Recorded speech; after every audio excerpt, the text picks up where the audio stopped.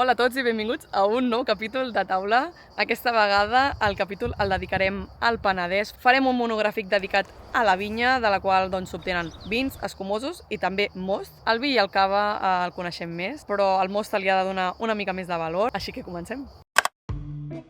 I avui fem una visita molt especial perquè m'han convidat la Magda i el Gil a la seva finca, a Can Castany, a conèixer el seu projecte, que és el mostatxo. Ells tenen vinya i venen el seu raïm a algunes caves i bodegues com Gramona. També fan el seu propi projecte, que és el mostatxo, és un most. Així que marxem cap a Can Castany, a Gelida.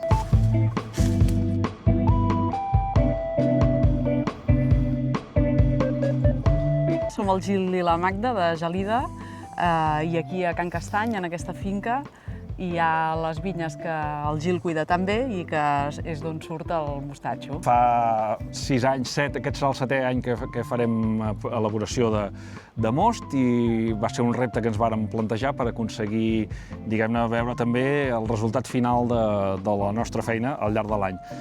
I juntament amb això també fer una aposta per un producte natural, ecològic i tenir una alternativa a la vinya sense alcohol. La vinya té una vida pràctica que la podem allargar 100 anys si volem, però és evident que el rendiment baixa. Vale. Per tant, hi ha la curva aquella de Gauss dels primers potser 30 anys. La vinya aconsegueix una producció estable i diguem-ne que és que arriba al seu òptim, però a partir dels 30 anys això, no només hi ha que comencen a haver-hi ceps que es moren, falles perquè la poda que fem o perquè amb el tractor algun l'arrossegues, comencen a haver-hi allà faltar ceps, però a part d'això, la vinya que envelleix ja no produeix tant. Nosaltres tenim molta vinya vella i la conservem perquè hi ha cellers que ens valoren aquesta vinya vella, perquè fa un producte potser més equilibrat, un raïm menys quantitat però més qualitat. Però clar, aleshores tu has de buscar un equilibri entre la rendibilitat i diguem-ne, la pròpia edat de la vinya, per tant has de valorar en algun moment que les vinyes s'han d'anar renovant.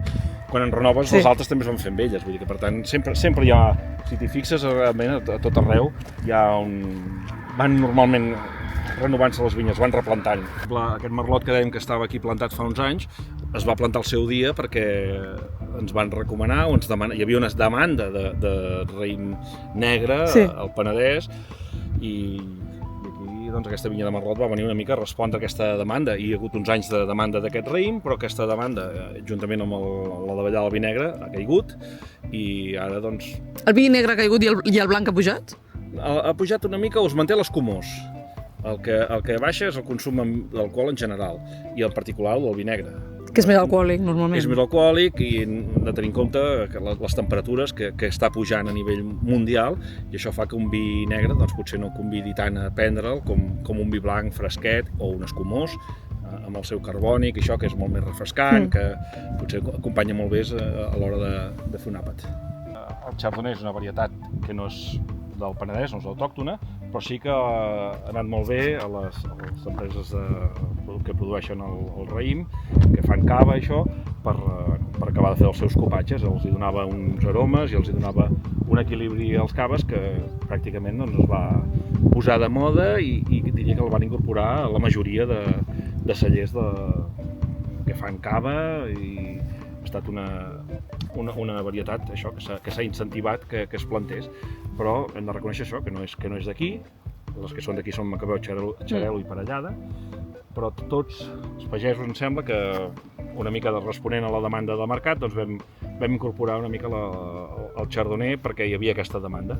I ara aquesta demanda, sobretot perquè hi ha cellers que ja comencen a ser molt més estrictes en el que fa a les varietats, que només volen treballar amb varietats autòctones, doncs el Chardonnay l'estan retirant dels seus copatges o l'estan reduint al màxim. De manera que comencem a tenir problemes per col·locar el Chardonnay. Aquest any aquest Chardonnay no està venut, per exemple, és a dir, i està madur perquè ja es podria collir, de fet avui en collirem una mica. Si no canvien les coses, jo estic donant veus a tot arreu, però pot ser que es quedi aquí per collir aquest any. Serveix, si no, per menjar?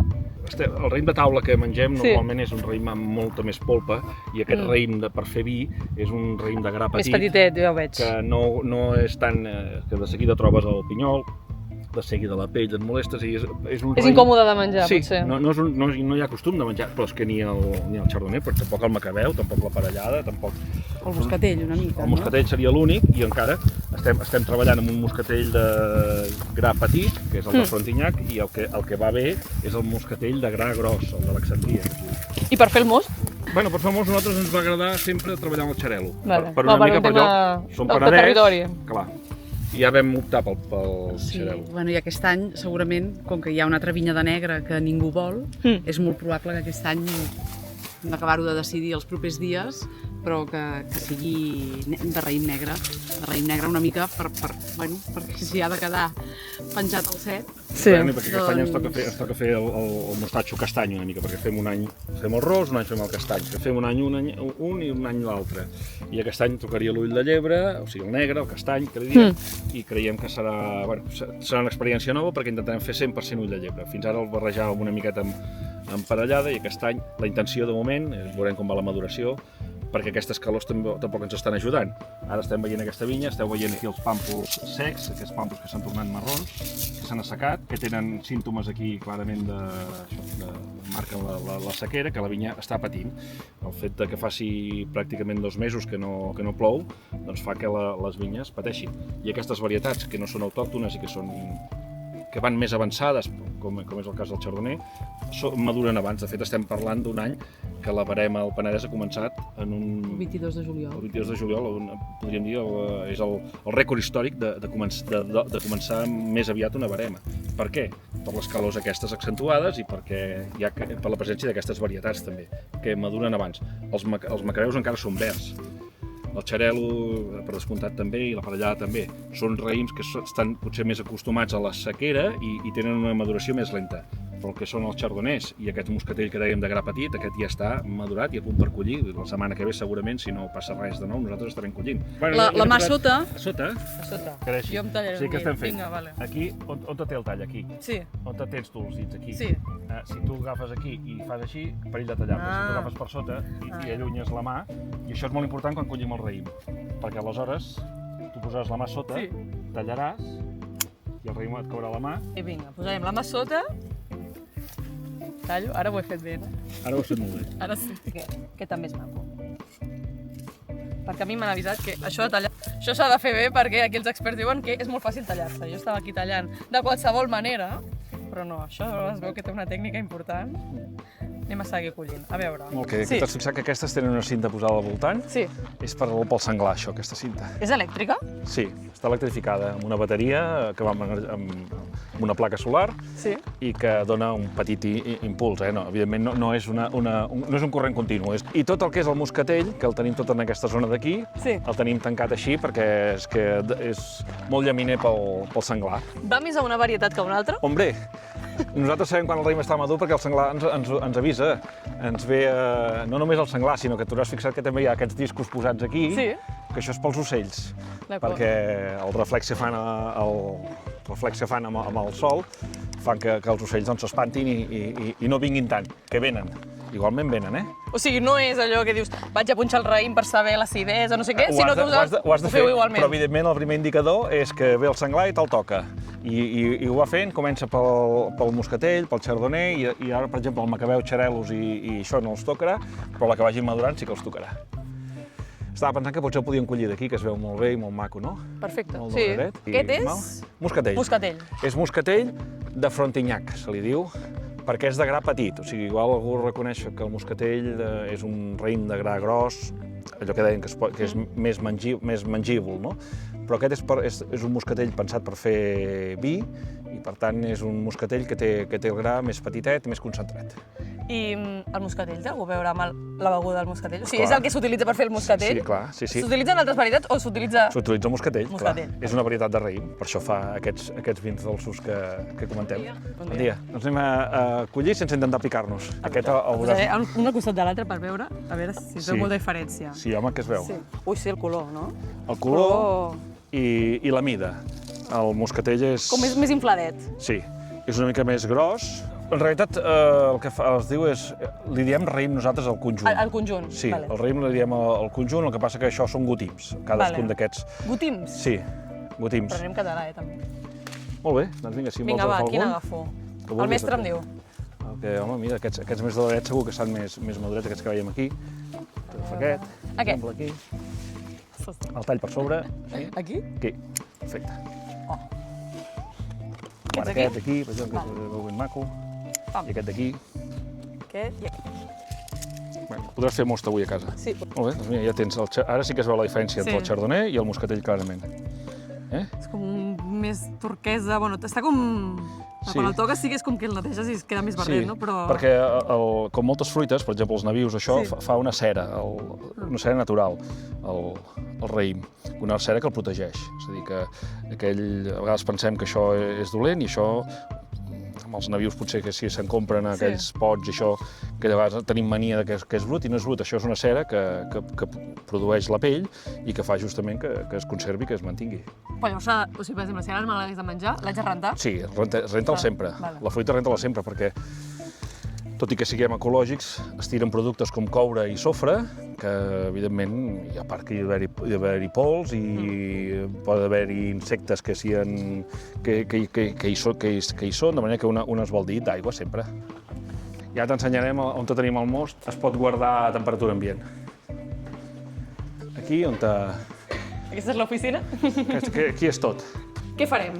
Tastarem el mostatxo ros, D'acord? que aquest és 100% xareu. És el primer any que es pot dir que fem un monovarietal. Sí. Sempre havíem anat Combinant. i mira, l'any passat vam des de la collita del 25 i la veritat és que el resultat ha quedat molt diferent i ens agrada. I si vols, el tastem. Vinga, perfecte. A veure. Salut. També. Això no sé si es fa amb el most, però ho farem. I tant, pot ser. Aquesta casa es diu Can Castany Clar. i la Magda és filla d'una casa que es diu Cal Ros. Perfecte. O sigui, aquí tenim... El mostatxo, el nom de mostatxo ve de most, evidentment, per allò que fos com una regla mamotècnica per recordar-te, no? Aquell mostatxo, no? I aleshores buscàvem un nom per un mostatxo blanc i per un mostatxo negre, diguem-ne, no? Com ens agrada dir nosaltres el vi. I aleshores vam trobar els noms de les cases. El mostatxo ros és el més claret i el mostatxo castany és el més fosquet. Una cosa que ens agrada molt combinar-lo és amb formatges, per exemple. Si t'agrada el contrast aquest de dolç salat, amb formatge és... Ens posem experts. Quins formatges? Pasta tova, més curats... La veritat és que l'hem pres amb tots, et diria. Sí, és que hem fet tastos de formatge, amb formatges que van des de cremosos fins a blau i acompanyat tot el formatge.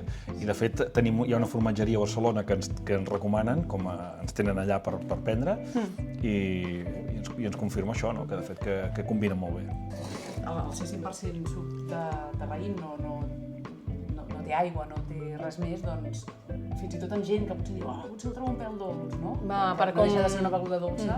Potser el gel fa que se't mantingui fresc i a més fa que el dilueixi una mica i no... Però nosaltres, la Magda ho ha explicat, però el tema de la copa, o sigui, és bàsic, no? Perquè a vegades allò que dius, el most el posem a la copa d'aigua, el posem en un got d'aigua, el posem en un got de plàstic. No, home, no el posis en un got de plàstic, això no és una Fanta, és un producte que té la mateixa categoria o prové del mateix origen que un vi que potser està bevent la persona que tens al costat o un escumós que s'està prenent una altra persona, que evidentment ha tingut un procés una producció més elaborada, però l'origen és el mateix, és a dir, el mateix raïm que necessites per fer un vi o un escumós és el que necessitem per fer aquest mostatxo. Doncs nosaltres, així, justament és una de les apostes que sempre diem, no? Ajuntar el most amb una mica de sifó, o aigua amb gas, o bitxí, i clar, és que de cop i volta tens un altre producte. Sí, total. És molt divertit, o sigui, com el vas realment canviant. Te'l vols veure, no sé, tu dius allò, em faig uns postres que et ve de gust, potser un moscatell, i no vols un moscatell, i et veus, doncs, pur de l'ampolla, no? Que el vols més fresquet, i poses el gel pel vermut, que el vols per... no sé, més refrescant, li poses el gat. Ara que deies... És divertit.